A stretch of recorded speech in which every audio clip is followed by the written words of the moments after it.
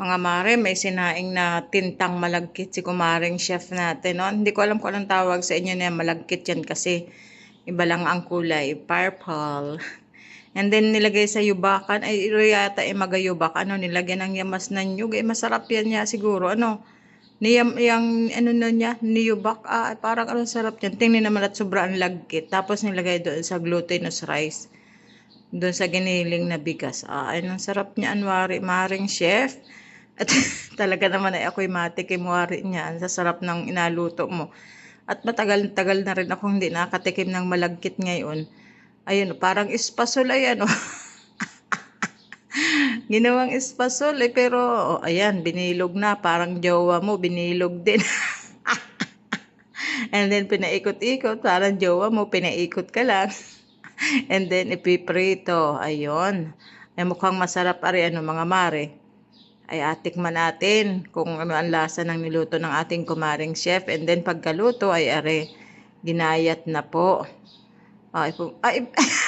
Prinito tapos tinudtot tapos alagay mo rin pala sa food process sa mixer tapos nilagyan ng gatas tapos nilagyan din ng ng glutinous rice and then minixer na. Oh, ayan.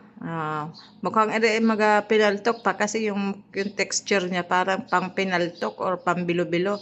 And then dito sa kaldero, naglagay ng tubig tapos naglagay ng asukal ay mag-arnibal yata are. Tapos magabukayo. Ay masarap yan mga mare. Ito bukayo. Ay, tagal ko nang hindi nakatikim ng bukayo. Tapos kumuha siya ng kaunti. Tapos nilagyan ng space sa gitna ng parang malalim. Ay pinalaman yung bukayo. Ay mukhang masarap Oh, ay ako'y matikim. At mukhang masarap. At yan binilog. Parang kagaya ng jowa mo. Binilog ka lang tapos iiwan ka rin. Ano? Walang ganun mga mare.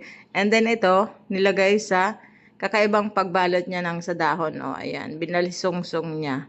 Wow. Maganda ang paglock niya, oh. And then yan. Oh, diba? Wow. Tapos ano kaya sunod na gagawin yan? Yan, lahat ng binilog niya ay binalot niya sa dahon, ginawa niyang balisungsong. Hindi ko alam kung anong tawag sa inyo mga mare, sa amin kasi balisungsong Ayan, tapos anong susunod mong gawin? I-steam pa niya. Wow, ay mukhang masarap. Ano, masarap, malagkit talaga to. Ang sarap nito, parang yung na tikoy ba? Wow, ano kaya ang lasa niyan? Masarap yan may palaman na bukayo. And then ito, tikman natin. Tingnan natin ang texture kung paano. Ay wow, ang sarap. Ay matikim ako niyan, mukhang masarap ay mga mare ano.